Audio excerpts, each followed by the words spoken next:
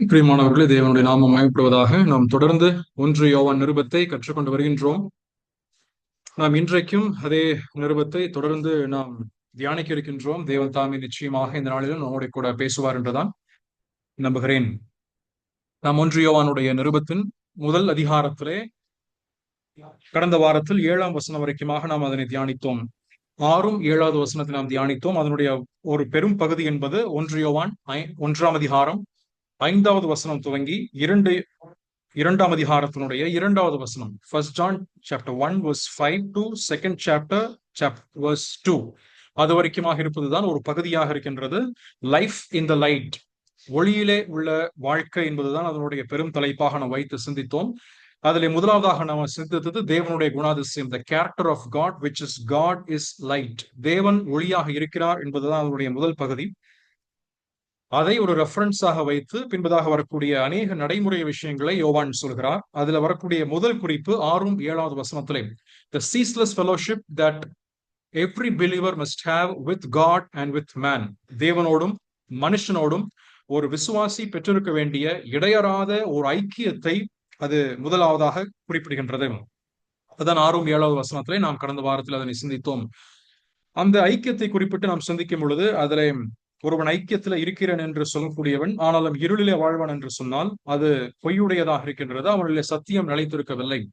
ஆனாலும் அதே நேரத்தில் அவன் பேசிக் கொண்டிருக்கிறவனாக நான் சத்தியத்தில் தான் அல்லது ஒளியில் தான் நடக்கிறேன் என்று சொன்னாலும் கூட அவனுடைய ஜீவியமானது ஐக்கியத்தில் இல்லை என்று சொன்னால், தேவனோடும் அல்லது சக விசுவாசியோடும் கூட ஐக்கியம் இல்லாதிருக்கின்ற பட்சத்திலே அவனுடைய வாழ்க்கையானது ஒளியில் அல்ல, மாறாக இருள் நிறைந்த வாழ்க்கையாக இருக்கிறது. அவனும் இருளிலே தான் நடக்கிறான் என்பது அதன் மூலமாய் அவர் நிரூபித்த விஷயமாக இருக்கிறது. It is for sure that a person, if he just says or if he just confesses that yes, I'm walking in the light, but there is no fellowship with one another, there is no fellowship with God and with a man, then it is for clear that he is still walking in darkness. He still walk in darkness. ஏனென்றால் ஒளியிலே இருக்க வேண்டும் என்று சொன்னால் தேவன் எப்படி ஒளியிலே இருக்கிறாரோ அது போல அதே ஐக்கியத்திலே சக விசுவாசியோட கூட, அல்லது யோவான் தன்னையே குறிப்பிடுகிறாரே இந்த 3வது வசனத்திலே, அப்பேற்பட்ட ஒரு ஐக்கியத்தில் ஜீவிப்பவன் தான் ஒரு விசுவாசி என்பதை இங்கே நமக்கு எடுத்து காண்பிக்கிறார். அப்படி ஒரு ஐக்கியத்தில் இருக்கின்ற பட்சத்திலே அவனுக்கு இருக்கக்கூடிய 2 குறிப்பிட்ட பிரதிபலன்கள். ஒன்று, ஆண்டவராகிய இயேசு கிறிஸ்துவினுடைய ரத்தத்தினாலே அவனுக்கு கிடைக்கப்பெறக்கூடிய சுத்திகரிப்பு, the cleansing that he receives so that he can walk in a proper fellowship with God and with man. மனுஷனோடும் தேவனோடும் சரியான விதத்திலே ஒருவன் ஐக்கியப்பட வேண்டும் என்று விரும்பும் நேரத்திலே அவனுடைய வாழ்க்கையிலே சில நேரங்களிலே பாவத்திலே விழுவதற்கான சூழ்நிலைகள் வரும், அல்லது ஐக்கியத்திற்கு நேராக இருக்கக்கூடிய குறைபாடுகளுக்கு அல்லது ஐக்கியம் இழந்து போவதற்கு அல்லது அந்த ரட்சிப்பினுடைய சந்தோஷத்தை இழந்து போவதற்கான சந்தர்ப்பங்கள் அதிகமாக வரும். அதற்காக ஆண்டவராகிய இயேசு கிறிஸ்து ஒரு போக்கை அல்லது ஒரு வழியை உண்டு பண்ணி வைத்திருக்கிறார். அதுதான் ஆண்டவராகிய இயேசு கிறிஸ்துவினுடைய ரத்தம். அதன் மூலமாய் அவன் சுத்திகரிக்கப்படுகிறான். அது மட்டுமல்ல, அவனுக்கு கிடைக்கப்பெறக்கூடிய 2வது விஷயம் என்னவென்று சொன்னால், அதே 7வது வசனத்துடைய கடைசி பகுதியிலே நமக்கு ஃபெலோஷிப்பும் கிடைக்கப்பெறுகிறது, நமக்கு ஐக்கியமும் கிடைக்கப்பெறுகின்றது. நாம் அவரோட கூட அவரிடத்தில் அறிக்கையிட்டு நம்முடைய பாவத்திற்கான மன்னிப்பை பெறும் பட்சத்திலே தேவன் என்ன செய்கிறார், நம்மை இழந்து போன அந்த உறவுக்குள்ளாய் மறுபடியும் கொண்டு வந்து சேர்த்து அவருடைய ரத்தத்தினால் ஆகும் சுத்திகரிப்பையும் நமக்கு உண்டு பண்ணி நமக்கு வாழ்க்கையை புதுப்பித்து தருகின்றார். அதான் 7வது வசனத்தில் நாம் சிந்தித்தோம். ஆகவே இன்றைக்கு இதனுடைய 8வது வசனம் துவங்கி 10வது வசனம் வரைக்குமாக, from verse 8 down to verse 10, இதைத்தான் நாம் சிந்திக்கவிருக்கின்றோம். இந்த வசனத்தை நீங்கள் வாசிக்கும் பொழுது 8 முதல் 10 வரைக்கும் நீங்கள் வாசிக்கும் பொழுது நான் முதலாவதாக வாசிக்கிறேன். நமக்கு பாவம் இல்லை என்போமானால் நம்மை நாமே வஞ்சிக்கிறவர்களாய் இருப்போம், சத்தியம் நமக்குள் இராது. நம்முடைய பாவங்களை நாம் அறிக்கையிட்டால் பாவங்களை நமக்கு மன்னித்து எல்லா அநியாயத்தையும் நீக்கி நம்மை சுத்திகரிப்பதற்கு அவர் உண்மையும் நீதியும் உள்ளவராயிருக்கிறார். நாம் பாவம் செய்யவில்லை என்போமானால் நாம் அவரை பொய்யராக்குகிறவர்களாய் இருப்போம், அவருடைய வார்த்தை நமக்குள் இராது. இந்த 3 வசனங்களை நாம் வாசிக்கின்ற பொழுது இங்கேயும் கூட அந்த if we say, நான் ஏற்கனவே கடந்த வாரத்தில் சொன்னது போல இங்கேயும் கூட 8, 9, 10 இந்த 3 வசனங்களை வாசிக்கும் பொழுது there is a particular phrase that has been used repetitively. மறுபடியும் ஒரு குறிப்பிட்ட பதப்பிரயோகம் இங்கே பயன்படுத்தப்பட்டிருக்கிறது. அதனை முதலாவதாக வாசிக்கும் பொழுது if we say, 8வது வசனத்திலே நாம் இப்படி சொல்வோமானால், 9ஆம் வசனத்திலே if we confess, நாம் இப்படி அறிக்கையிடுவோமானால். 10வது வசனத்துல இஃப் வி சே, நாம் இப்படி சொல்வோமானால். ஆகவே இங்கே அப்போஸ்தலனாகிய யோவான் சொல்லக்கூடிய விஷயம் என்னவென்றால், ஒரு குறிப்பிட்ட சத்தியத்தை அல்லது ஒரு குறிப்பிட்ட விஷயத்தை அல்லது ஒரு குறிப்பிட்ட காரியத்தை நீங்கள் எடுத்து நாங்கள் இப்படி இதில் நடக்கிறோம் என்று சொல்கிறீர்கள், அல்லது நான் இப்படி அறிக்கையிடுகிறேன் என்று சொல்கிறீர்கள். ஆனால் அதற்கேற்ற வண்ணமாக உங்களுடைய வாழ்க்கை காணப்படவில்லை என்பதுதான் அவருடைய கூற்றாக இருக்கிறது. You confess something and you say something that you have this or you possess that in your life. But when I inspect from your life, ஆனால் உங்களுடைய வாழ்க்கையிலே நான் சில குறிப்பிட்ட அளவுகோல்களை பயன்படுத்தி நான் பார்க்கின்ற பொழுது அது இல்லையே என்பதைத்தான் இங்கே குறிப்பிடுகிறார். எதனோட ஐக்கியம் அதனோடு அவர் ஒப்பிட்டு பார்க்கிறார்? 5ஆம் வசனத்துல சொல்லப்பட்டிருக்கக்கூடிய தேவனுடைய ஒளி அல்லது தேவன் ஒளியாக இருக்கிறார் என்று அந்த சத்தியத்தின் அடிப்படையிலே அந்த குறிப்பிட்ட விஷயங்களை இங்கே சொல்லக்கூடிய கூற்றுகளின் அடிப்படையிலே பார்க்கும் பொழுது இங்கே குறைவுகள் இருக்கிறது. அதைத்தான் அப்போஸ்தலனாகிய யோவான் சுட்டி காண்பித்து இதற்காக எழுதுகிறார். ஆகவே இந்த 3 வசனங்கள் இன்றைக்கு நாம் தியானிக்கும் பொழுது இதனுடைய தலைப்பாக நான் வைக்க விரும்பியது certainty of sin and the confession. certainty, confession and the forgiveness of sins. பாவத்தினுடைய உறுதியான தன்மையும் அதனுடைய அறிக்கையும் மன்னிப்பும், இதுதான் இந்த 3 விஷயங்களாக இந்த 3 வசனத்துல நாம் இன்றைக்கு தியானிக்கவிருக்கிறோம். அந்த நாட்களில வாழ்ந்திருந்து வந்த தவறாக போதனை செய்து வந்த மக்கள், அவர்கள் சொன்னது பாவம் இல்லை என்று சொன்னார்கள். அதனாலதான் இங்க 8வது வசனத்துல வாசிக்கும் பொழுது we have no sin என்று அவர்கள் குறிப்பிடுவதை எழுதுகிறார். அதே போல 9ஆம் வசனத்திலே confess our sins. அதே போல 10வது வசனத்திலே சொல்லும் பொழுது if we say we have not sinned, நாங்க என்ன சொல்றோம்? ஒரு குறிப்பிட்ட காரியம் we have no sin, எங்களுக்கு பாவமே இல்லை என்று சொல்கிறார்கள். 10வது வசனத்தை வாசிக்கும் பொழுது we have not sinned, நாங்க பாவமே செய்யவில்லை என்று சொல்கிறார்கள். ஆகவே இதற்கு பதில் சொல்லும் பொழுதுதான் there is a certainty of sin. அதற்கு இடையிலே 9வது வசனத்தை வாசிக்கும் பொழுது if we confess our sin, அப்படியானால் பாவம் செய்வதற்கான சந்தர்ப்பங்கள், அதற்கு ஏதுவாக இருக்கக்கூடிய வாய்ப்புகள், அல்லது ஒரு மனுஷன் பாவத்திலே விழுவதற்கான எல்லா வாய்ப்புகளும் உண்டு. நாம் பாவம் செய்யாமல் ஜீவிக்க வேண்டும் என்பதுதான் தேவனுடைய சித்தமாக இருக்கிறது. அதற்காகத்தான் தேவனை அழைத்திருக்கிறார். ஆனாலும் அப்படி ஜீவிக்கின்ற நேரத்திலே பாவ பங்குலமாக இருக்கக்கூடிய அல்லது பாவத்தால் நிறைந்திருக்கக்கூடிய இந்த உலகத்தின் மத்தியிலே ஜீவிக்கின்ற பொழுது நாம் பாவத்திலே விழுந்து போவதற்கு ஏதுவான அல்லது நம்முடைய எண்ணங்கள், நம்முடைய செயல்கள், நம்முடைய சொற்கள், நம்முடைய நடவடிக்கைகள் பாவத்திலே விழுந்து போவதற்கு ஏதுவான எண்ணற்ற ஒரு வாய்ப்புகள் இந்த பூமியில இருக்கின்றது. There are countless amount of opportunities and countless amount of chances that where we can slip in and give away to sin. பாவத்திற்கு ஏதுவாக நாம் வழுவி போவதற்கு, நம்மை நாமே அங்கே நாம் விழுந்து தொலைந்து போவதற்கு ஏதுவான எண்ணற்ற வாய்ப்புகள் உண்டு. ஆகவே பாவ மன்னிப்பை அவங்க குறிப்பிடுகிறார். அதான் 9வது வசனம். ஆகவே இந்த வசனங்களை நாம் இன்னும் சற்று ஆழமாக சிந்திப்பதற்கு முன்பதாக இங்கே அப்போஸ்தலனாகிய யோவான் பயன்படுத்தக்கூடிய 2 வார்த்தைகள் இங்கே நாம் சிந்திக்க வேண்டும்.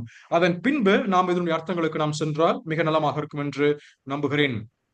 நீங்க 8, 9, 10 இந்த 3 வசனங்களை வாசிச்சீங்கன்னா ஒரு வார்த்தை பயன்படுத்தப்பட்டிருக்கிறது. ஒன்று in verse 8ல வாசிச்சீங்கன்னா we have no sin, அதை ஒருமையிலே பயன்படுத்துகிறார். It is used in singularity. சிங்குலர்ல அதை பயன்படுத்துகிறார். மறுபடியுமாக 9வது வசனத்தை வாசிக்கும் பொழுது sins, our sins, பாவங்கள் என்று குறிப்பிடுகிறார். அதே போல 10வது வசனத்தை வாசிச்சீங்கன்னா we have not sinned, அல்லது பாவம் செய்யவில்லை என்போம். தமிழில் வாசிக்கும் பொழுது பாவம் செய்யவில்லை, அப்படியானால் அங்கேயும் சிங்குலர்ல சொல்லப்பட்டிருக்கிறது. ஆகவே ஏன் இந்த குறிப்பிட்ட வார்த்தையை அப்போஸ்தலனாகிய யோவான் 2 பிரிவுகளாக அதனை பயன்படுத்துகிறார்? பாவம் என்று பொதுவாக சொல்லியிருக்கலாமே, அல்லது பாவங்கள் என்று சொல்லியிருக்கலாம். He could have used the word sin or sins as a common word in all these 3 verses. But rather than using a common word, he is explicitly using 2 different words here. 2 குறிப்பிட்ட வார்த்தைகளை நமக்கு பயன்படுத்துகிறார். இதை ஒருவேளை உங்களுக்கு ஞாபகம் இருக்கும் என்று சொன்னால், அநேக வருஷங்களுக்கு முன்பதாக ரோமர் நிருபத்தை அருமையான காலம் சென்ற ஜோசப் ராஜ் நாங்கள் எடுக்கும் பொழுது இதனுடைய விளக்கத்தை அதிகமாக எடுத்து சொன்னது உங்களுக்கு ஞாபகம் இருக்கலாம். ஏனென்றால் ரோமருடைய புத்தகத்திலே முதல் 3 அதிகாரங்களை நீங்கள் வாசிக்கும் பொழுது இதனுடைய பிரிவு அல்லது இதனுடைய விளக்கம், இதனுடைய தெளிவாக இருக்கக்கூடிய the separation was clearly mentioned in the book of Romans. அதில் நாம் வாசிக்கும் பொழுது ரோமருடைய புத்தகம் 3ஆம் அதிகாரம் 23வது வசனம் எல்லாருக்கும் அறிமுகமான, நன்றாய் பழக்கமான, மனப்பாடமான வசனம் தான். அது என்னது? அந்த வசனம் என்னது? எல்லாரும் பாவம் செய்து, மிக தெளிவாக சிங்குலர்ல சொல்லப்பட்டுள்ள வார்த்தை. ரோமன் சாப்டர் 3 verse 23ல வாசிக்கும் பொழுது எல்லாரும் பாவம் செய்து, for all have sinned and fall short of the glory of God. இங்கே அவர் அந்த sin என்ற வார்த்தையை பயன்படுத்துகிறார். இங்கே பாவம் என்று சொல்லப்படும் நேரத்திலே அதற்கு கீழாக வரும் பொழுது பாவங்கள் என்று அவர் சொல்கிறார். ஆகவே இந்த இரண்டு வார்த்தைகளுடைய அர்த்தம் என்ன? முதலாவதாக பாவம் என்று சொன்னால் it is the nature R the inherent nature that we have received from our first man Adam. நம்முடைய முதல் மனிதனாக இருக்கக்கூடிய ஆதாமிலிருந்து இந்த பாவம் என்ற சுவாபம் நம்முடைய வாழ்க்கையிலே பிரவேசித்தது. புதிதாக பிறக்கக்கூடிய ஒரு குழந்தை நீங்கள் கற்பனை செய்து பாருங்கள். Just imagine a new born babe. It is fresh right in from a right born from the womb of the mother. தாயினுடைய கருவறையிலிருந்து இப்போதுதான் பிறந்திருக்கிறது. ஆனால் பிறந்து 6 மாதங்கள் ஆன பின்பதே அதற்கான கோபங்கள் வருகின்றது, அதற்கான வெறுப்புகள் வருகின்றது, அன்பை காட்ட தெரிகின்றது, அதே நேரத்திலே பகையை காண்பிக்க தெரிகிறது. 1 வருஷம் ஆன பின்பதாக 2 வருஷம் ஆன பின்பதாக கீழ்ப்படியாமை வருகின்றது. இதெல்லாம் எப்படி வருகின்றது? யார் சொல்லித் தருகிறார்கள்? Who teaches the children when they are still an infant about the disobedience, about the anger, about the adamant nature? இந்த குணாதிசயங்களை அந்த குழந்தைகளுக்கு யார் கற்றுத் தருகிறார்கள்? பெற்றோர்களா அல்லது அவர்களுடன் இருப்பவர்களா? இல்லை. மாறாக இதற்கு ஏதுவாக இருக்கக்கூடிய ஒரே வார்த்தை என்னவென்றால் the nature of sin. இதைத்தான் ரோமர் நிருபத்திலே அப்போஸ்தலனாகிய பவுல் எழுதி கொண்டு வரும் பொழுது இந்த சுவாபமானது when Adam had sinned, ஆதாம் பாவம் செய்த நேரத்திலே we were all included into that particular sin. ஆதாம் என்ற ஒரு ஃபெடரல் மேன் அல்லது ஒரு ஃபெடரல் ஹெட்டாக இருக்கக்கூடிய ஆதாம் எல்லா மனுஷனுக்கும், எல்லா குலத்தவருக்கும், எல்லா பிரிவினருக்கும், எல்லா கோத்திரத்தாருக்கும் தலைவனாக இருக்கக்கூடிய the federal head of all humanity is Adam. He is the person who is representing the whole humanity. அதைத்தான் அவர் ரோமனுடைய அதிகாரம் 1, 2, 3 எல்லாம் வாசிக்கும் பொழுது அதனை குறிப்பிடுகிறார். ஆகவே ஒருவரும் அங்கே போக்கு சொல்ல முடியாது. ஒருவேளை வசனம் தெரிந்தவராக இருந்தாலும் சரி, அல்லது வசனம் தெரியாதவராக இருந்தாலும் சரி, அல்லது வசனமே எங்களுக்கு தெரியாது, தேவனுடைய வார்த்தை நாங்கள் கேட்கவில்லை என்று சொன்னாலும் கூட there is sin still lurking in the nature of the every man. அங்கே ஒவ்வொரு மனுஷனுடைய வாழ்க்கையிலும் கூட பாவம் என்பது உள்ளே இருக்கின்றது. சங்கீதத்தினுடைய புத்தகம் 51ஆம் சங்கீதத்திலே 5ஆம் வசனத்திலே சங்கீதக்காரன் அதை அழகாக குறிப்பிடுகிறார். Psalm 51:5. அதை நீங்க வாசிச்சீங்கன்னா அதுல சங்கீதக்காரன் சொல்வது, இதோ நான் துர்க்குணத்தில் உருவானேன், என் தாய் என்னை பாவத்தில் கற்பம் தரித்தாள். Behold, I was shapen in iniquity and in sin did my mother conceive me. அதனுடைய அர்த்தம் என்ன? என்னுடைய தாய் பாவத்திலே கற்பம் தரித்தாள். அப்படியானால் நாம் பிறந்ததெல்லாம் நம்முடைய பெற்றோர்கள், அதற்கு முந்தி இருந்தவர்கள், அதற்கு முந்தைய மூதாதையர்கள், நம்முடைய ஃபோர் ஃபாதர்ஸ் எல்லாம் பாவத்துல தான் அவர்கள் பிள்ளை பெற்றுக் கொண்டார்களா? அப்படி எல்லாம் அர்த்தம். இங்கே சொல்லப்படக்கூடிய விஷயம் என்னவென்றால் we have been shapen in iniquity and conceived. அப்படி என்றால் ஏற்கனவே அந்த பாவம் என்ற சுவாபம் நம்முடைய முற்பிதாக்களுக்குள் இருந்த காரணத்தினாலே அல்லது அதற்கு முன்கிருந்தவர்கள் காரணத்தினாலே அதே குறிப்பிட்ட பாவத்தினுடைய தன்மை, அந்த பாவத்தினுடைய சுவாபம், the old nature or the sinful nature which we have inherently received from Adam have been there for a long time. இன்றைக்கும் அல்லது கர்த்தர் என்றைக்கே கடைசி நாள் என்று குறிக்கிறாரோ அந்த நாள் பரியந்தம் பிறக்கக்கூடிய எல்லா குழந்தைகளுமே பாவத்தில் தான் பிறக்க போகிறார்கள். அதைத்தான் அவர்கள் அங்கே சங்கீதக்காரன் சொல்கிறார். பிரசங்கி புத்தகத்தினுடைய 7ஆம் அதிகாரம் 20வது வசனம், Ecclesiastes chapter 7 and verse 20. அதை நாம் வாசிக்கும் பொழுதும் கூட அங்கேயும் ஞானியாகிய சாலமோன் அதனைத்தான் அவர் இங்கே குறிப்பிடுகிறார். 20வது வசனத்திலே, ஒரு பாவமும் செய்யாமல் நன்மையே செய்யத்தக்க நீதிமான் பூமியில இல்லை. ரோமர் நிருபம் 4ஆம் அதிகாரத்திலே அப்போஸ்தலனாகிய பவுல் சொல்லும் பொழுது நீதிமான் ஒருவனும் இல்லை, ஒருவனாகிலும் இல்லை. There is not even one who is righteous before God. அப்படியான நம்ம எல்லாரும் அந்த பாவத்தினுடைய சுவாபத்திற்குள் இணைந்திருக்கிறோம் என்று அவர் குறிப்பிடுகிறார். ஆகவே sin is what we are by nature, which is apart from God.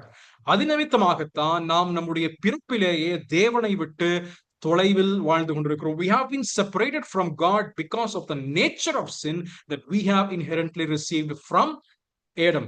அதனாலதான் இங்க வந்துட்டு 8வது வசனத்துல 1 யோவான் 1:8 வாசிக்கும் பொழுது if we have no sin என்று குறிப்பிடுகிறார். நமக்கு பாவம் இல்லை என்று சொல்வோமானால் அல்லது இந்த பாவத்தினுடைய சுவாபங்கள் இல்லை என்று சொல்வோமானால் என்று யோவான் குறிப்பிடுகிறார். அப்படியானால் இரண்டாவதாக அவர் பயன்படுத்தக்கூடிய வார்த்தை பாவங்கள், the sins என்று அவர் சொல்வதனுடைய காரணம் என்ன? அதனுடைய அர்த்தம் என்ன? இப்பொழுது the nature உள்ளே இருக்கின்றது, இந்த பாவம் என்ற சுவாபம் நமக்குள் இருக்கின்றது. ஆனால் இந்த பாவம் எதை உற்பத்தி செய்து அல்லது பிரசவிக்கின்றது? What does this nature of sin begets in our life? It is the activities or the iniquities or the அங்கே அக்கிரமங்களையும் பாவங்களையும் இந்த ஈவில் நேச்சர் அல்லது இருக்கக்கூடிய எல்லா துன்மார்க்கத்தையும் எல்லா வகைப்பட்டிருக்கக்கூடிய பாவத்தினுடைய சுவாபங்கள் பாவத்தினுடைய தன்மைகள் அனைத்தையுமே எது கொண்டு வருகின்றது? நமக்குள் வாழக்கூடிய இந்த பாவத்துள் அல்லது நமக்குள் இருக்கக்கூடிய அந்த பாவத்தினுடைய சுவாபம் கொண்டு வருகின்றது என்பதை குறிப்பிட்டுதான் இங்கே நாம் அறிந்து கொள்ள வேண்டும். இதை நாம் வாசிக்கும் பொழுது யாக்கோபின் நிருபம் 1ஆம் அதிகாரம் 14-15, James chapter 1 verse 14 and verse 15. அதே போல ஏசாயா 59:12, ஐசாயா சாப்டர் 59 verse 12. இதெல்லாம் வாசிக்கும் பொழுது நாம் அறிந்து கொள்ளக்கூடிய விஷயம் என்னவென்றால், பாவங்கள் என்பது நமக்குள் வாழக்கூடிய நமக்குள் இருக்கக்கூடிய நம்முடைய பிறப்பாலை பெற்றுக்கொண்ட அந்த சுவாபத்தினாலே தான் நாம் பாவங்களை அல்லது செயல் வடிவை நாம் செய்து கொண்டிருக்கிறோம். இன்னும் தெளிவாக சொல்ல வேண்டுமானால், sin is the root and sins are the fruit of every man. இது தெளிவாக இது புரிகிறது என்று நம்புகிறேன். ஆகவே இந்த குறிப்பிட்ட அர்த்தத்திலும் இந்த குறிப்பிட்ட பின்னணியிலே நாம் இந்த 8 முதல் 10 வரை இருக்கின்ற வசனங்களை நாம் சிந்திக்க வேண்டும். இதனை சிந்திப்பதற்கு முன்பதாக ஏற்கனவே சொன்ன அந்த முதல் வசனத்திலே ஜீவ வார்த்தையை நாம் வாசிக்கிறோம் அல்லவா? இந்த இரண்டிற்கும் தேவன் பரிகாரத்தை உண்டு பண்ணினாரான். God ever gave release from these two things. இந்த பாவத்திற்கும் பாவத்திலிருந்து வரக்கூடிய பாவங்களுக்கும் அல்லது பாவத்தின் செயல்பாடுகளுக்கும் தேவன் நமக்கு ஒரு விமோசனத்தை அல்லது இருக்கக்கூடிய ஒரு மீட்பை உண்டாக்கினாரா? நாம் நன்றாக அறிந்திருக்கின்ற விஷயம் என்ன? நாம் பாவத்திற்கு எங்கே கொடுத்திருக்கிறார்? ரோமர் நிருபம் 6ஆம் அதிகாரம். அதே ரோமன் சாப்டர் நான் சொல்லும் பொழுது ரோமன் சாப்டர் 6 and verse 6 வாசிக்கும் பொழுது அங்கே சொல்லப்படுகின்ற வார்த்தை தெளிவாக நம்முடைய பழைய மனுஷன் அங்கே சிலுவையில் அறையப்பட்டிருக்கிறான். அவர் ஓல்ட் மேன், அங்கே 6வது வசனத்துல, knowing that our old man is crucified with him, that the body of sin might be destroyed, and henceforth we should not serve sin. இதற்கு முன்பதாக பாவத்திற்கு நாம் அடிமைகளாக இருந்தோம். ஏனென்றால் உள்ளே இருந்த பாவத்தினுடைய மனுஷன், அந்த பழைய மனுஷன் அல்லது பழைய சுபாவமானது இருந்ததுனாலே நாம் அதற்கு செயல்பட்டு பாவங்களை செய்தோம். ஆகவே இந்த ஜீவனுடைய வார்த்தையினுடைய வாழ்க்கையிலே செயல்பட்ட பொழுது இந்த பாவத்திற்கு ஒரு விமோசனத்தை அல்லது இந்த பாவ சுபாவத்தை சிலுவையில் அது அறையப்பட்டாயிற்று. இதைத்தான் 2 கொரிந்தியர் 5ஆம் அதிகாரம் 7ஆம் வசனத்தில் வாசிக்கும் பொழுது, ஒரு மனுஷன் கிறிஸ்துவுக்குள் இருந்தால் அவன் புது சிருஷ்டியா இருக்கிறான். If anyone is in Christ, he is a new creation. கிறிஸ்துவானவர் இந்த பாவத்திலிருந்து நமக்கு ஒரு விடுதலையை கொடுத்திருக்கிறார். பாவத்தினுடைய செயல்களிலிருந்து நம்ம அறிந்த வண்ணமாக எபேசியர் 1:7, 1 யோவான் 2:1-2 எல்லாம் வாசிக்கும் பொழுது ஆண்டவர் இயேசு கிறிஸ்துவினுடைய ரத்தம் நம்மை சகல பாவங்களிலும் நீக்கி நம்மை சுத்திகரிக்கும். It cleanses us from all sins. எல்லா பாவங்கள், நம்முடைய செயல்கள், நம்முடைய எண்ணங்கள், நம்முடைய சொற்களால் வரக்கூடிய பாவங்கள் எல்லாவற்றிலும் இருந்து he has cleansed us, he has totally cleansed us from all sins. ஒருவேளை நாளைக்கு அல்லது ஒரு ஆண்டுகள் கழித்து நாம் ஒரு பாவத்தில் விழுந்தாலும் அந்த பாவத்திற்கான விமோசனமும் நிச்சயம் நமக்கு உண்டு என்பதைத்தான் இது நமக்கு எடுத்துரைக்கிறது. ஆகவே இந்த பின்னணியில இந்த 2 பின்னணிகள், பாவங்கள், இதற்காக தேவன் ஏற்கனவே ஜீவனுள்ள வார்த்தையின் மூலமாய் நமக்கு ஒரு விமோசனத்தை கொடுத்து விட்டார் என்ற ஒரு அர்த்தத்திலே அதன் பின்னணியில நாம் இந்த 3 வசனத்தை நாம் தியானிக்கவிருக்கிறோம். இங்கே 8வது வசனத்திலே சொல்லக்கூடிய வார்த்தை என்ன? If we say that we have no sin. அப்பொழுது இங்க அவர் எதை குறிப்பிடுகிறார்? இங்கே ஒரு கூட்டமான மக்கள் இருக்கிறார்கள். அவர்கள் என்ன சொல்வது என்ன? தங்களுடைய வாழ்க்கையில இந்த sinful நேச்சரே இல்லைங்கிறாங்க. They have or they proclaim that we have totally been away from sin. இன்னொரு வார்த்தையிலே we have no sin என்ற வார்த்தையை நாம் கேட்கும் பொழுது நமக்கு மற்றொரு வசனம் ஞாபகம் வர வேண்டும். எது? நம்முடைய ஆண்டவர் இயேசு கிறிஸ்துவை பற்றி அவருக்கும் பாவத்திற்கும் இருக்கக்கூடிய தொடர்பை படுத்தும் பொழுது 3 குறிப்பிட்ட வார்த்தைகள் பயன்படுத்தப்படுகிறது. ஒன்று, he knew no sin. அவர் பாவம் அறியாதவர், பாவம் செய்யாதவர், பாவம் இல்லாதவர். He knew no sin, he did no sin, there is no sin in him. இதைத்தான் அவருடைய குணாதிசயமாக வாசிக்கின்றோம். ஆகவே இங்கே சொல்லப்பட்டிருக்கக்கூடிய இந்த கள்ள தீர்க்கதரிசிகள் அல்லது இந்த கள்ள போதகர்கள் அவர்கள் சொல்லி வந்த கூற்று என்ன? எங்களுக்குள் பாவம் கிடையாதுங்க. We don't have any sin or we don't have the nature of sin within ourselves. அப்படியானால் இவர்கள் சொல்லக்கூடிய அதனுடைய கூற்றுக்கு அவர் எப்படி பதில் உரைக்கிறார்? அந்த பதில் உரைப்பதற்கு முன்பதாக ஒரு சில வசனங்களை வாசிக்கும் பொழுது இங்கே ஆண்டவர் இயேசு கிறிஸ்து வாழ்ந்திருந்த நாட்களிலே சொன்ன ஒரு வார்த்தை நான் உங்களுக்கு அதை எடுத்து காண்பிக்கும் பொழுது அதனை நமக்கு இன்னும் சற்று தெளிவாக அது புரிய வரும். ஒருவேளை நாம் வந்துட்டு அதை வெளிப்படையாக நாம் அது உண்டு என்று நாம் சொல்லாவிட்டாலும் அல்லது வெளிப்படையாக பாவம் எனக்கு இல்லை என்று நம்முடைய வாயாலே நாம் சொல்லாவிட்டாலும் கூட ஒரு சில நேரங்களிலே இந்த குணாதிசயம் அறிந்தோ அறியாமலேயோ நம்முடைய வாழ்க்கையிலும் பிரவேசிக்கிறது. லூக்காவுடைய புத்தகம் 18ஆம் அதிகாரம் 9 முதல் 14. லூக் சாப்டர் 18 verse 9 to 14 நமக்கு நன்றாய் அறிந்திருக்கக்கூடிய வசனம் தான் அது. அங்கே ஆயக்காரனும் பரிசேயரும் ஜெபம் செய்ய ஆலயத்துக்கு போகிறார்கள். அவர்கள் ஜெபம் செய்யும் நேரத்திலே ஆயக்காரன் தூரத்திலே நின்று மார்பில் அடித்துக் கொண்டு, ஆண்டவரே எனக்கு இரங்கும் என்று சொல்லி கேட்கிறான்.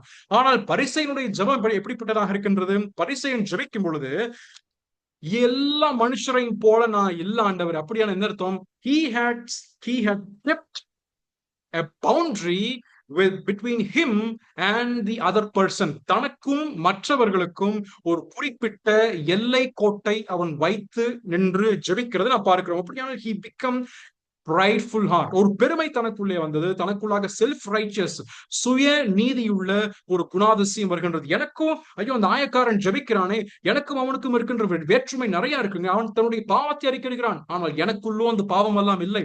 நான் மற்ற மனுஷனை போல அல்ல.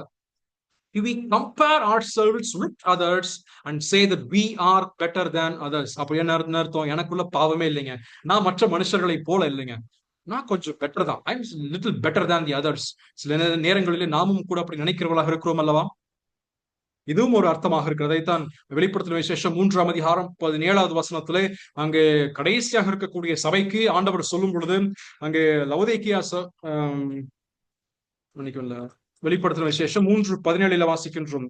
ரெவலேஷன் சாப்டர் 3 and verse 17 கடைசி சபைக்கு அவர் சொல்லும் பொழுது, லவோதிக்கேயா சபைக்கு சொல்லும் பொழுது அவர் சொல்லுகிறார், நீ உன்னை ஐஸ்வர்யவான் என்று சொல்லிக் கொண்டிருக்கிறாய், நீ திரவிய சம்பனன் என்று சொல்லிக் கொண்டிருக்கிறாய், நீ ஆனாலும் நிர்வாணம் என்பதை அறியவில்லை.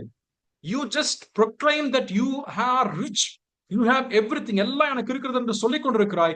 ஆனால் உன்னுடைய வாழ்க்கையை என்னுடைய கண்களின் மூலமாக, அங்கே பிதாவாகிய தேவன் அல்லது ஆண்டவராக இயேசு கிறிஸ்து தன்னுடைய பரிசுத்த கண்களின் மூலமாக பார்க்கும் பொழுது, நீ நிர்பாக்கியம் உள்ளவனாக இருக்கிறாய், நீ குறை உள்ளவனாக இருக்கிறாய், நீ பாவம் உள்ளவனாக நின்று கொண்டிருக்கிறாய், நீ நிர்வாணியாக நின்று கொண்டிருக்கிறாய் என்று ஆண்டவர் அங்கே சொல்லுகிறார். பிரியமானவர்களே, அதைத்தான் இங்கே சொல்லுகின்ற நேரத்திலும் அங்கே யோவான் குறிப்பிடுகிறார். ஆனால் இந்த ஜனங்களுக்கு மற்றும் ஒரு குறிப்பிட்ட போதனைகள், தவறான போதனைகள் இருந்தது. இவர்கள் இந்த நாஸ்டிசம், ஞானவாதிகள், அவர்கள் பின்பற்றி வந்த அல்லது அவர்கள் அதிகமாய் சொன்ன 2 குறிப்பிட்ட தவறான போதனைகளுக்கு எதுவான பதிலும் இங்கே அவர் குறிப்பிடுகிறார். ஒன்று, பரிசேயனுடைய வாழ்க்கையை போல we are spiritually enlightened and we are separated from the others. பரிசேயர்களை போலவே நாங்கள் மற்றவர்களைப் போல அல்ல.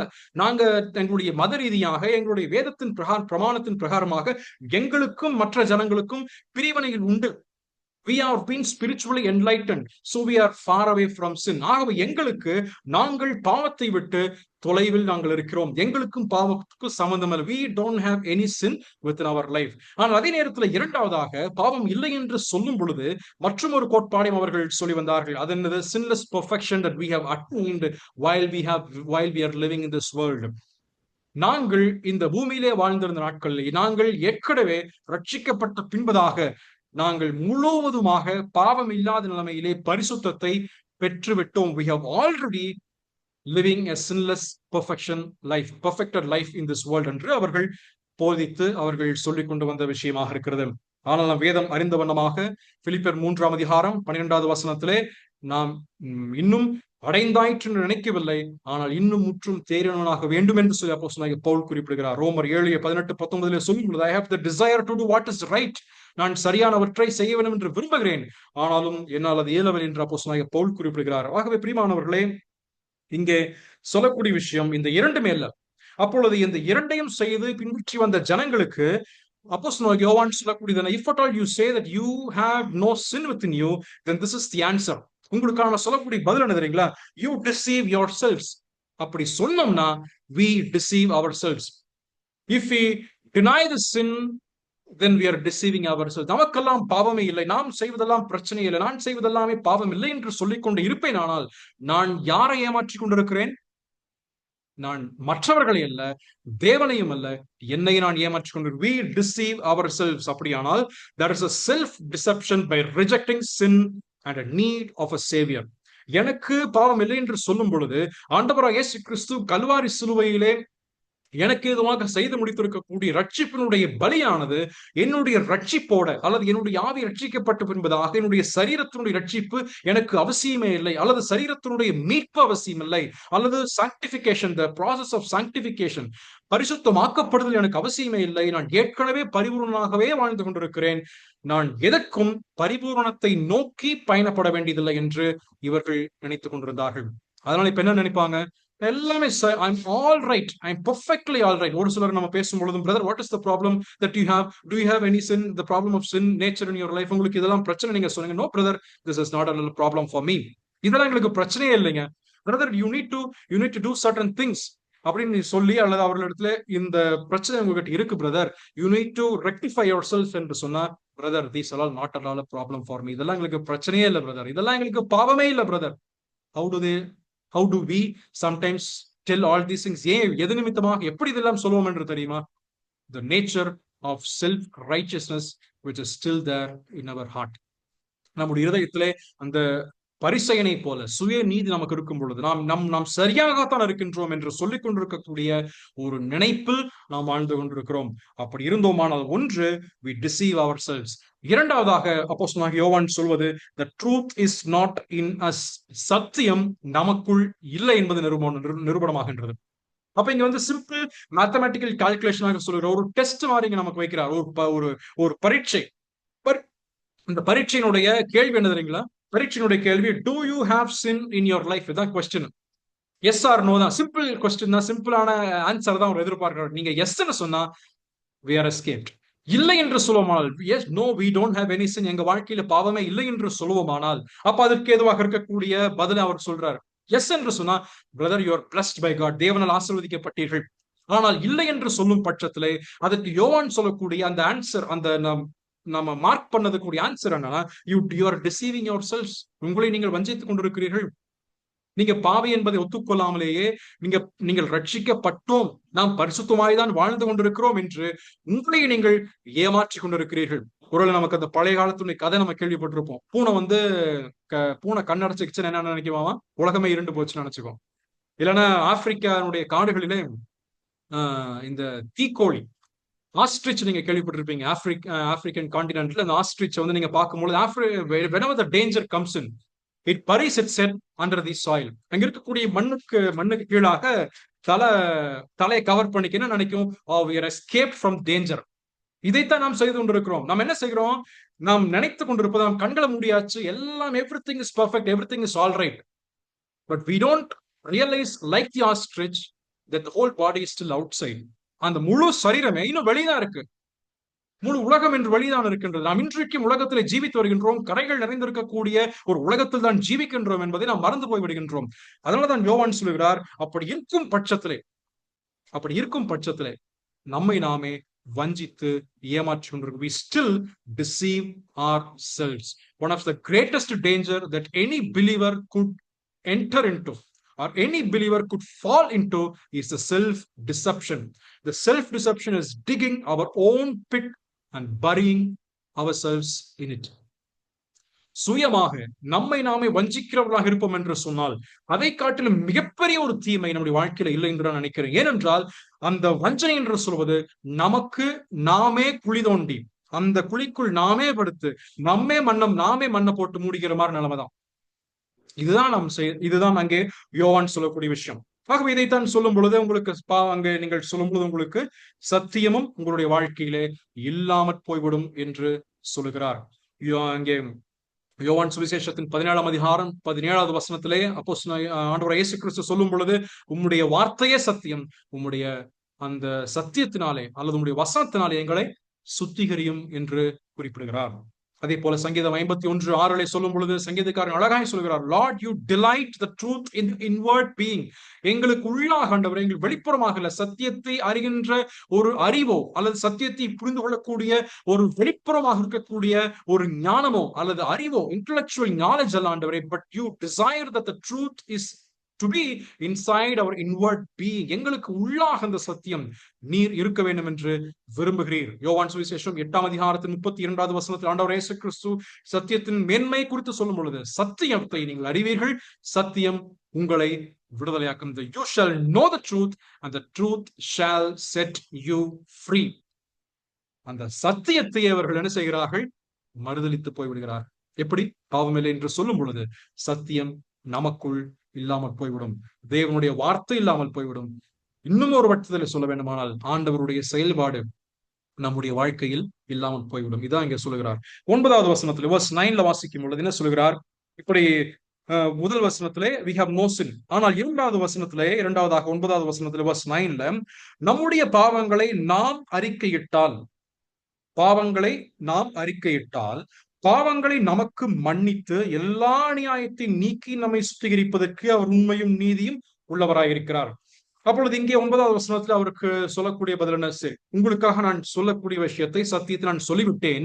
அந்த சத்தியத்தை கேட்டு ஒரு மனிதன் தன்னுடைய வாழ்க்கையிலே மனம் திரும்பி வர வேண்டும் என்று விரும்புவானானால், அல்லது தான் செய்த பாவங்களை, ஆமாம் இதுவரைக்கும் நான் இருளிலே வாழ்ந்திருக்கிறேன், என்னை நானே நான் ஏமாற்றிக் கொண்டு வாழ்ந்து கொண்டிருக்கிறேன், ஆகவே எனக்கு இருக்கக்கூடிய ஒரு the possibility of getting out of the great danger or the grave danger is nothing but the confession of sins. நம்முடைய பாவத்தினுடைய இந்த வாழ்க்கையிலிருந்து நம்மை நாமே விலக்கிக் கொள்வதற்கு, நம்மை நாமே இதிலிருந்து விடுபட்டு கர்த்தர் விரும்பக்கூடிய பரிசுத்தத்திற்கு நேராக, கர்த்தர் விரும்பக்கூடிய பூரணத்தை நோக்கிய ஒரு பயணத்திற்கு நேராக இருக்கக்கூடிய வாழ்க்கையினுடைய முதல் படி என்று சொல்வது பாவ அறிக்கையாக இருக்கிறது. The confession of sins is the first step that any believer have to take in towards the perfecting of his own son Jesus Christ. அவருடைய குமாரனாகிய இயேசு கிறிஸ்துவின் சாயலுக்கு ஒப்பாக வரும்பொழுது வரக்கூடியதிலே இங்கே சொல்லக்கூடியது பாவ அறிக்கை அல்லது பாவங்களை நாம் அறிக்கையிட்டால். இந்த கன்ஃபஸ் என்று சொல்லப்படும் நேரத்தில் அதனுடைய அர்த்தம் என்ன? What do we mean by the word confess? இந்த அறிக்கை அல்லது பாவ அறிக்கை என்று சொல்வது என்ன? பொதுவாக அறிக்கை என்று சொல்லும் பொழுது நீங்கள் கேள்விப்பட்ட வார்த்தை, ஒருவேளை ஒரு குறிப்பிட்ட ஒரு ரிப்போர்ட் நம்ம எழுதுறோம். we have written a report. அந்த ரிப்போர்ட் எழுதின பின்பதாக நம்ம என்ன செய்கின்றோம்? அந்த அறிக்கையை நாம் வாசிக்கின்றோம். ஒரு அறிக்கை எழுதப்பட்டாயிற்று, அறிக்கையை we just say the report whatever that has been read or whatever that has been written. அங்கு எழுதப்பட்ட அறிக்கையை நாம் வாசிக்கின்றோம். இதுதான் பொதுவாக நாம் கேள்விப்படக்கூடிய ஒரு வார்த்தையாக இருக்கின்றது. ஆனால் இங்கே சொல்லப்படக்கூடிய இந்த கன்ஃபஸ், இந்த அறிக்கை, கன்ஃபஸ் என்று சொல்லக்கூடியதனுடைய அர்த்தம் என்ன? இதற்கென்று பயன்படுத்தப்பட்ட கிரேக்க வார்த்தை என்பது ஹோமோ லோகன். பொதுவாக நான் கிரேக்க வார்த்தையெல்லாம் சொல்றது இல்லை, பட் ஆனால் சில குறிப்பிட்ட வார்த்தைகள் நமக்கு நன்றாய் அறிமுகமாக வேண்டும் என்பதனாலே, அதனுடைய விளக்கம் நமக்கு நன்றாய் புரியும் என்பதனாலே நான் சொல்ல விரும்புகிறேன். இங்கே பயன்படுத்தப்பட்டது ஹோமோ லோகன் என்பதுதான் அதனுடைய வார்த்தை. ஹோமோ என்று சொன்னால் சேம், லோகோஸ் என்று சொன்னால் வேர்ட். அப்படியானால் to say the same thing or to agree, to openly acknowledge, அதாவது சொல்லப்பட்ட ஒரு காரியத்தை நீ மறுபடியும் சொல், அல்லது நீ அதை ஒத்துக்கொள், பகிரங்கமாக அதை ஏற்றுக்கொள், அதை உங்களுடைய மனதிலே ஏற்றுக்கொண்டு உன்னுடைய மனதிலே அதற்கு ஏற்ற வண்ணமாக அதனை உன்னுடைய மனசிலே நீ அங்கீகரித்துக் கொள் என்பதுதான் உங்களுடைய அர்த்தமாக இருக்கிறது. So you need to say the same thing, you need to agree, you need to openly acknowledge whatever that is already told. அப்ப அதனுடைய அர்த்தம் என்ன? அதற்கும் இங்கே கன்ஃபஸ் என்று சொல்லப்படுவதற்கு என்ன அர்த்தம்? கன்ஃபஸ் அவர் ஓன் சின்ஸ், நம்முடைய பாவங்களை நாம் அறிக்கையிட்டால். அப்ப நம்ம பாவங்களை அறிக்கையிடுவது என்ன? ஆண்டவரே, இன்றைக்கு நான் இந்த பாவத்தை நான் செய்திருக்கிறேன். ஆண்டவரே, இன்றைக்கு இந்த இச்சையின் பாவத்தில் நான் விழுந்தேன். ஆண்டவரே, இன்றைக்கு இந்த பெருமையினுடைய பாவம் என்னுடைய வாழ்க்கையில வந்தது என்று அறிக்கையிடுவதா? அப்படி அறிக்கையிடுவோம் என்று சொன்னால் அது பாதி தான். அது it is just half of it. அதுல வந்திருக்கக்கூடிய பாதி மட்டும்தான் அதுல இருக்கின்றது. ஆனால் அதனுடைய மீதி என்ன? மீதி என்பதுதான் அந்த கன்ஃபஷனுடைய முழு அர்த்தமாக இருக்கு. It is not just repeating what you have done it, but it is repeating what God thinks in his own eyes about the sin. பரிசுத்தராக அல்லது அவர் வெளிச்சமாக இருக்கக்கூடிய, அனைத்தையும் வெளிப்படுத்தக்கூடிய இந்த தேவனுடைய பார்வையில இந்த பாவம் எப்படி பார்க்கப்படுகிறது? How is that sin being seen in the eyes of this great and mighty God? எப்படி பார்க்கப்படுகிறது? இந்த பாவமானது அவருடைய கண்களுக்கு, பாவத்தை பார்க்க மாட்டாது இருக்கக்கூடிய சுத்தக்கண்ணராக இருக்கின்ற ஆண்டவருக்கு, சேரக்கூடாத ஒளியிலே வாசமாய் இருக்கின்ற அந்த ஆண்டவருடைய பார்வையிலே இந்த பாவம், இந்த பெருமையினுடைய பாவம், இந்த பொறாமையினுடைய பாவம், இந்த காய்மகாரமாய் பார்க்கக்கூடிய பாவங்கள், அல்லது நம்முடைய எண்ணங்களிலே தவறான எண்ணங்கள் எழும்பும் நேரத்திலே வரக்கூடிய பாவத்தை ஆண்டவர் எப்படி பார்க்கிறார்? How does this God sees this sin in his own eyes? தன் கண்களில் எப்படி பார்க்கிறாரு? அதை பார்க்கும் பொழுது அந்த பாவத்தை செய்து விட்டான், சரி பரவாயில்ல இருக்கட்டும், அப்படியா அதனுடைய அர்த்தமா? நோ. அவர் அதனை பார்க்கும் பொழுது அந்த பாவத்தை அவர் வெறுக்கிறார். He always rejects the sin or he abhors the sin. பாவத்தை அவர் முற்றுமாய் புறக்கணிக்கக்கூடியவராக இருக்கிறார். ஆகவே நம்ம என்ன செய்யும், இந்த பாவ அறிக்கை என்று சொல்லும் பொழுது பாவத்தை செய்த பாவத்தை ஆண்டவரிடம் சொல்லி அறிக்கையிடுவது மட்டுமல்ல, we join with God. தேவன் அந்த பாவத்தை எப்படி பார்க்கிறாரோ அவரோட கூட சேர்ந்து we join with God and speak God's verdict over that sin. பாவத்திற்கு நேராக தேவன் எந்த வகையிலே அதை பார்த்து அதை கண்டித்து அதற்கு ஏதுவான தண்டனையை கூறுகிறாரோ அந்த வார்த்தையை தான் இங்கே கன்ஃபஸ் என்று நமக்கு சொல்லிக் கொடுக்கிறது.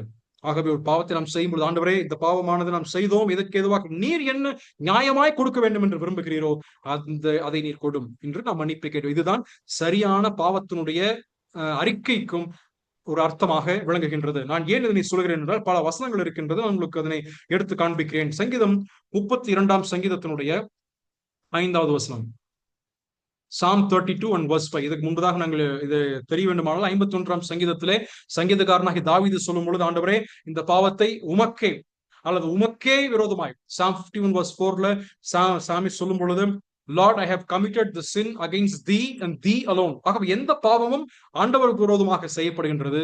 ஆகவே அந்த பாவத்திற்கு ஏதுவான பாவ அறிக்கையை நாம் செய்யும் பொழுது ஆண்டவர் அந்த பாவத்தை எப்படி பார்க்கிறாரோ அதனோட கூட சேர்ந்து நாம் நிற்க வேண்டும். 32 சங்கீதத்தினுடைய 5வது வசனம் என்ன சொல்கிறது? நான் என் அக்கிரமத்தை மறைக்காமல் என் பாவத்தை உமக்கு அறிவித்தேன், என் மீறுதல்களை கர்த்தருக்கு அறிக்கையிடுவேன் என்றேன். தேவரீர் என் பாவத்தின் தோஷத்தை மன்னித்தீர். Lord, I acknowledge my sin unto you. Acknowledge அங்கே பயன்படுத்தப்படுகின்ற acknowledge என்ற வார்த்தையும், ஆண்டவரே இந்த பாவத்தை நீங்க எப்படி பார்க்கிறீங்க, உங்களுடைய கண்கள் எப்படி பார்க்கிறது, அது போலவே நானும் இதை பார்க்கிறேன். I join with you and acknowledge my sin. I join with you and whatever the punishment, whatever judgment has to be given for that sin will be given. அதான் ஆண்டவரோடு கூட சேர்ந்து நாம் சொல்லக்கூடிய ஏற்கனவே வாசித்த 51 சங்கீதம் 1 முதல் 4 நாம் அதைத்தான் வாசிக்கின்றோம். David stops hiding. ஆண்டவரே இந்த பாவத்தை விட்டு மறைந்து ஓடுவதோ அல்லது ஆண்டவரோட கூட சேர்ந்து பார்கெயின் பண்ணுவது, ஆண்டவர் இப்படி அல்ல அப்படி அல்ல என்று மாற்றி மாற்றி சொல்வதெல்லாம் அல்ல. ஆண்டவரே இந்த பாவத்திற்கு நான் உம்மோட கூட சேர்ந்து உமக்கே விரோதமாய் செய்திருக்கின்ற இந்த பாவத்திற்கான விமோச்சனம் என்ன, அதைத்தான் அவர் சொல்கிறார் 51 சங்கீதத்தின் 1 முதல் 4. அதே போல லூக்கா 15 அதிகாரம் 17 முதல் கொண்டு 24 வரைக்குமாக, லூக் சாப்டர் 15 17 to 24 வாசிக்கும் பொழுது கெட்டகுமாரனுடைய கதை அங்கே சொல்லுகின்ற வார்த்தையின் I have sinned against heaven and you. பரத்துக்கு விரோதமாக உமக்கு விரோதமாக நான் பாவம் செய்திருக்கிறேன். ஆகவே இங்கே நின்று நான் பாவத்தை மறைக்கவோ பாவத்தை நான் பாவத்தை நான் செய்யவில்லை என்றோ அல்ல, நான் பாவத்தை செய்தவன், அந்த பாவத்துக்கு என்ன தண்டனை வருமோ அதுதான் கொடுக்கப்பட வேண்டும் என்று சொல்லுவேன். நீதிமொழி 28 அதிகாரத்தினுடைய 13வது வசனத்திலே, பாவத்தை மறைக்கிறவன் வாழ்வடைய மாட்டான், ஆனால் அதை அறிக்கை செய்து விட்டு விடுகின்றவனோ இரக்கம் பெறுவான் என்று சொல்லப்பட்டிருக்கிறது. ரோமர் 10 அதிகாரத்தினுடைய 10வது வசனமும் அதே போலதான் நமக்கு எடுத்துரைக்கிறது. ஆகவே இங்கே சொல்லப்படக்கூடிய அந்த அறிக்கை, பாவ அறிக்கை என்பது நாம் தேவனோட கூட சேர்ந்து கொள்வது. We join with God and condemn the sin. அப்பொழுது இந்த பாவத்திற்காக இருக்கக்கூடிய இந்த காண்டம்னேஷன் அல்லது இந்த பாவத்திற்காக தேவன் ஏற்கனவே கொடுக்க வேண்டும் என்று விரும்பின அல்லது ஏற்கனவே பிரகடனம் செய்திருக்கக்கூடிய ப்ரொக்ளைம் பண்ணப்பட்ட ஜட்ஜ்மெண்ட் எங்கே விழுந்தது? பாவத்திற்கான கான்சிக்வன்ஸ் கண்டிப்பாக இருக்கின்றது. There is always a consequence for sin. அதை எந்த விதத்திலும் நாம் தவறி போக முடியாது. ஆனாலும் இந்த பாவத்திற்காக இருக்கக்கூடிய இந்த ஜட்ஜ்மெண்ட் எங்கே விழுந்தது, யார் மேல் விழுந்தது? நாம் இதற்கு முன்பதாகவும் அதே போல 2ஆம் அதிகாரத்தில் வாசிக்கும் பொழுது இதற்காக இருக்கக்கூடிய பாவத்திற்கான ஒரு நியாய தீர்ப்பை ஏற்கனவே ஆண்டவராக இயேசு கிறிஸ்து கல்வாரி சிலுவையிலே சுமந்து தீர்த்திருக்கிறார். ஆனால் அதனுடைய கான்சிக்வன்ஸ், அதனுடைய பின்விளைவை நாம் நிச்சயம் சுமந்தே ஆக வேண்டும். இந்த ப்ராசஸ் நம்முடைய வாழ்க்கையில இருந்தால் மட்டும்தான், when we have the process of confessing our sins, then only we can be sure that we are walking in the light. இந்த குணாதிசயம் நம்முடைய வாழ்க்கையில இருக்கா? Can we say that yes, I walk in the light because I do confess, I do join with God and confess and acknowledge what God is abhorring about sin. தேவன் பாவத்தை எந்த விதத்திலே பார்த்து அதை வெறுக்கின்றாரோ, அதனை புறக்கணிக்கின்றாரோ, அதனை வேண்டாம் என்று உதறித்தொலைகின்றாரோ அதே போல இருக்கின்ற ஒரு குணாதிசயம் என்னுடைய வாழ்க்கையிலும் காணப்படுகிறதா?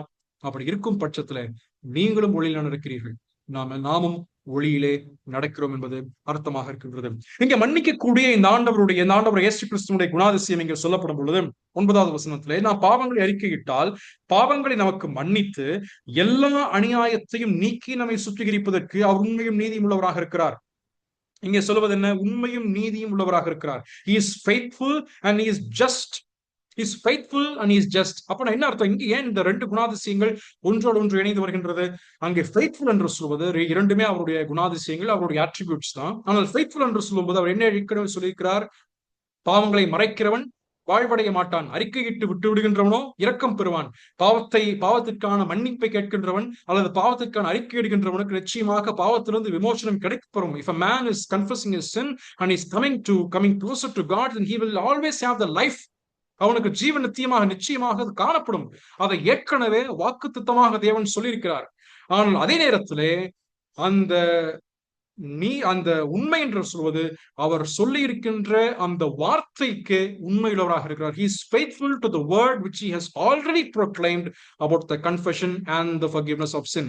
பாவத்திற்காக இருக்கக்கூடிய பாவ அறிக்கைக்கும் அதனுடைய மன்னிப்பிற்கும் தேவன் எதை ஏற்கனவே சொல்லியிருக்கிறாரோ அதற்கு ஏற்றவனமாக ஆண்டவர் நிச்சயம் என்ன செய்வார்? செயல்படுவார். He will do it. There is no doubt about it. அதுல எந்த விதமான சந்தேகமே இல்லை. நான் ஏன் இதனை சொல்கிறேன் என்று சொன்னால், நாம் வேதத்தில் வாசித்தவனமாக எவ்வளவோ துன்மார்க்கமாய் வாழ்ந்த ராஜாக்கள் இருக்கிறார்கள். There are kings who have lived a life that is more wretched than anybody else. Manasseh ராஜாவை எடுத்துக் கொள்ளுங்களேன், அல்லது இருக்கக்கூடிய மற்ற அநேக ராஜாக்கள். எசேக்கியா பாவம் செய்தான், அநேக ராஜாக்கள் அப்படி இருக்கிறார்கள். ஆனாலும் அவர்கள் மனம் திரும்பி வரும் நேரத்திலே அவர்கள் காலத்தை நீட்டி கொடுக்கிறார். அவர்களுடைய காலகட்டத்தில் நியாய தீர்ப்பு வராமல் போகின்றது. அவர்களை தேவன் மன்னிக்கிறார். இதெல்லாம் எப்படி ஆண்டவரால் முடிகிறது? ஒருவன் தம்மை தாமே தாழ்த்தி, when he breaks himself, when he is broken in his spirit and comes to God in humbleness, in humility, then God will forgive. நிச்சயமாக என்ன செய்வார் ஆண்டவர்? அதை மன்னிப்பார். மன்னிக்காமல் ஆண்டவர் போகவே மாட்டார். அதை மன்னிக்காம போக மாட்டார். ஆனால் அதற்கான கான்சிக்வன்ஸ் எல்லாம் போயிருமா? நிச்சயமாக அதனுடைய பின்விளைவுகள் இல்லாமல் போகாது. ஆகவே எதைத்தான் இங்கே ஆண்டவர் சொல்லும் பொழுது, he is faithful. நிச்சயமாக ஆண்டவர் என்ன செய்வார்? மன்னிப்பார். ஆனால் எப்படி அதனை செய்வார்? He is just. He is legally right. He is morally upright. Righteousness, judgment. எப்படி அந்த நீதியை அவர் காண்பிக்க போகிறார்? நான் மன்னிப்பேன், உண்மைதான்.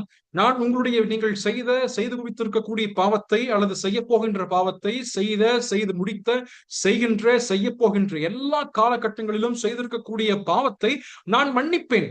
மன்னிப்பதற்கு உண்மையுள்ளவனாக நான் இருக்கிறேன். ஆனால் அந்த உண்மை நிறைவேற்றும் நேரத்தில் நான் என்ன செய்ய வேண்டும்? I also need to be just. அந்த இரண்டு குணாதிசயங்கள் ஒன்றோடு ஒன்று ஒட்டி போகின்றது. நீங்க பாருங்க, he is faithful, he is just, he is mercy and also he is just. இதை நீங்கள் பழைய ஏற்பாட்டிலே வாசிக்க முடியும். பழைய ஏற்பாட்டில் வாசிக்கும் பொழுது சத்தியமும் அதே போல நீதியும் ஒன்றை ஒன்று முத்தமிட்டது என்று வாசிக்கிறோம். அப்படியானால் என்ன அர்த்தம்? ஆண்டவர் உண்மையுள்ளவராக இருக்கிறார், தம் வார்த்தை நிச்சயம் நிறைவேற்றுவார், மன்னிப்பார். ஆனால் நீதி என்று வரும் பொழுது he has to show that his justice. He has to show the righteous wrath and anger against the sin that was committed. அது எங்கே காண்பித்தார்? கல்வாரி சிலுவையிலே ஆண்டவர் இயேசு கிறிஸ்து நமக்காக பலியிட்ட நேரத்தில், நமக்காக அங்கே பாவ நிவாரண பலியாக, குற்ற நிவாரண பலியாக அங்கே சிந்தின நேரத்தில், தம்முடைய ரத்தத்தை சிந்தின நேரத்திலே அந்த பாவம் அவருக்குள்ளாக நீதியாய் நியாயம் தீர்க்கப்பட்டது. நியாயம் தீர்க்கப்பட்டாலும் பாவத்தினுடைய விளைவு நாம் ஏற்றுக்கொண்டாக வேண்டும். அதை நாம் மறந்து போக முடியாது. 53 வாசிக்கும் பொழுது 5-6 வசனத்திலே நம்முடைய மீறுதல் அவர் மேல் சுமத்தப்பட்டது. He was pierced for our transgressions. நம்முடைய மீறுதல்களுக்காக அவர் குத்தப்பட்டார். நம்முடைய அக்கிரமங்களுக்காக அவர் நொறுக்கப்பட்டார். நம்மை நொறுக்குவது அவருடைய சித்தமாய் இருந்தது. தமக்கு முன்வைத்திருக்கின்ற சந்தோஷத்தின் பொருட்டு எல்லா பாடுகளையும் ஆண்டவராகிய இயேசு கிறிஸ்து அனுபவித்தார். எல்லா பாடுகள், all the way that he was bruised for us, all the way that he was broken for us is all for you and for me.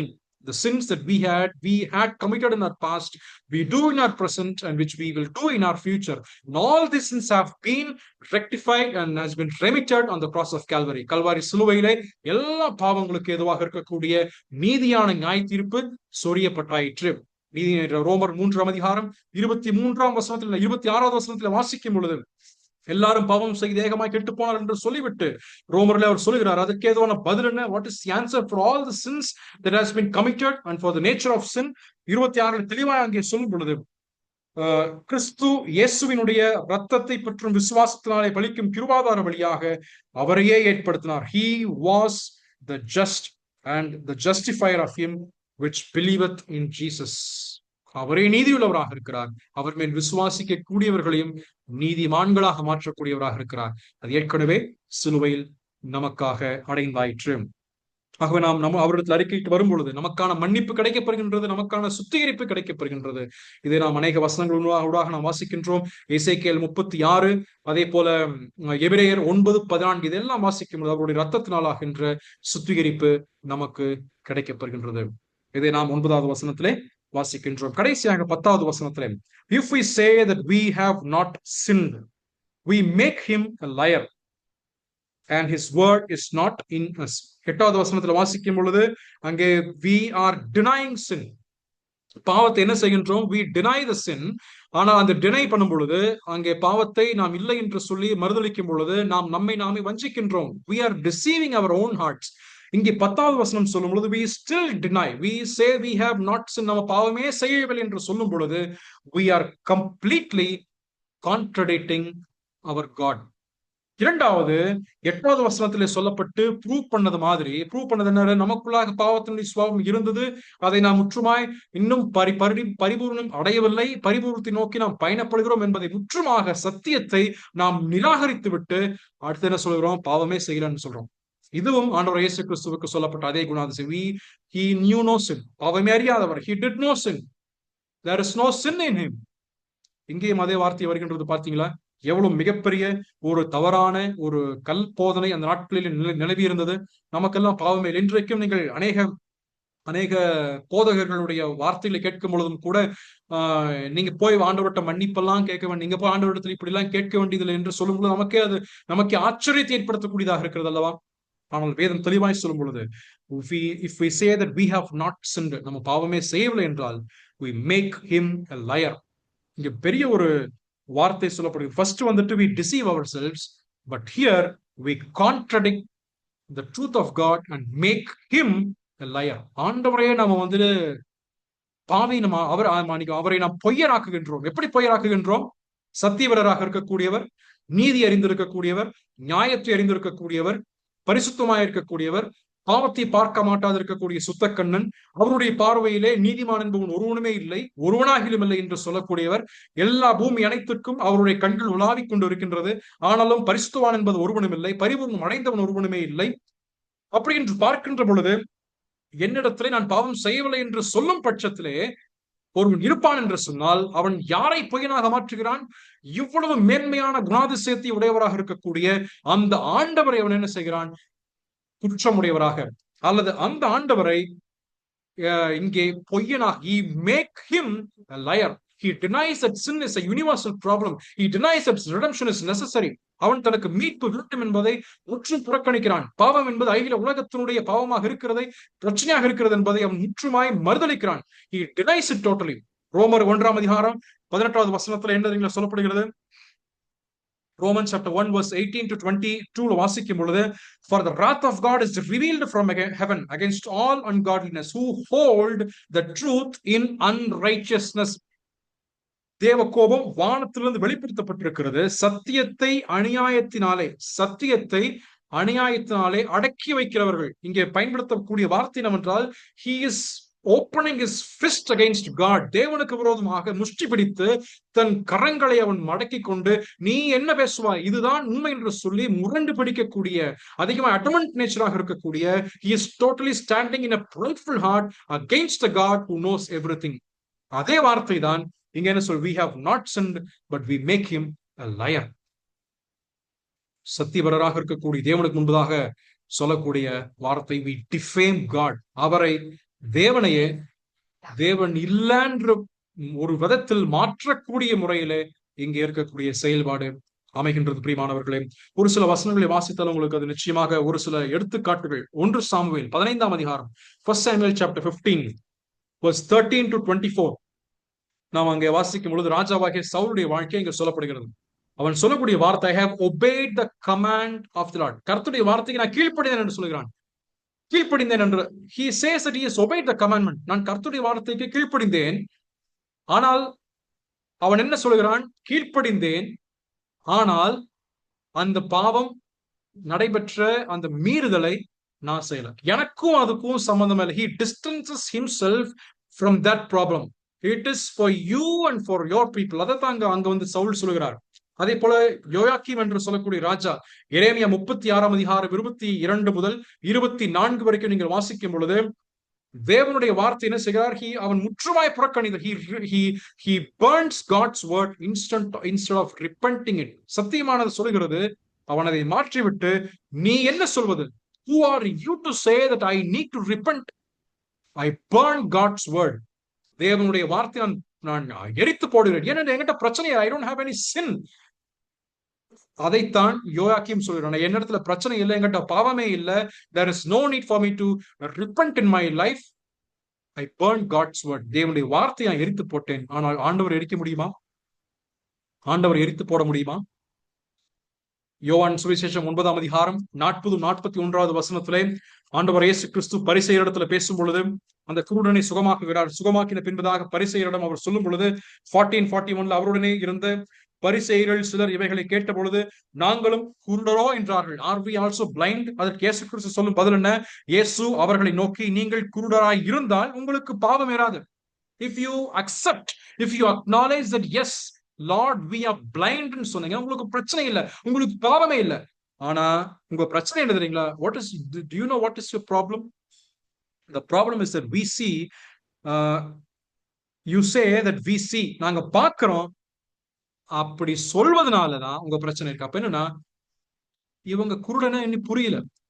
They still deny the fact that they are blind. They still deny that the fact that they have disobeyed the commandment of the Lord.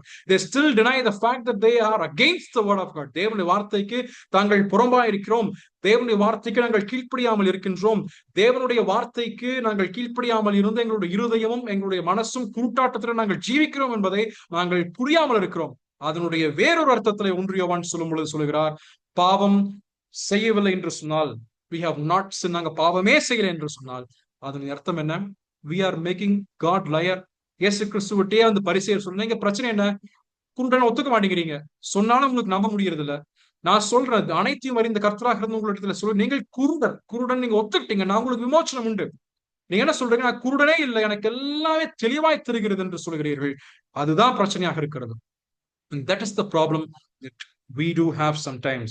அப்படி சொல்லும் பொழுது the word is not in us. அந்த வார்த்தை நமக்குள் இல்லை. Absence of God's word shaping our inner life. நம்முடைய உள்ளான வாழ்க்கையை உருமாற்றக்கூடிய, நம்மை முற்றுமாய் ஆண்டவர் இயேசு கிறிஸ்துவோட கூட, அவருடைய குணாதிசயத்தோட கூட வணையக்கூடிய, பக்குவப்படுத்தக்கூடிய, உருவாக்கக்கூடிய தேவனுடைய வார்த்தை நமக்குள் இல்லை. ஆனா என்ன சொல்லுவோம் வழியில?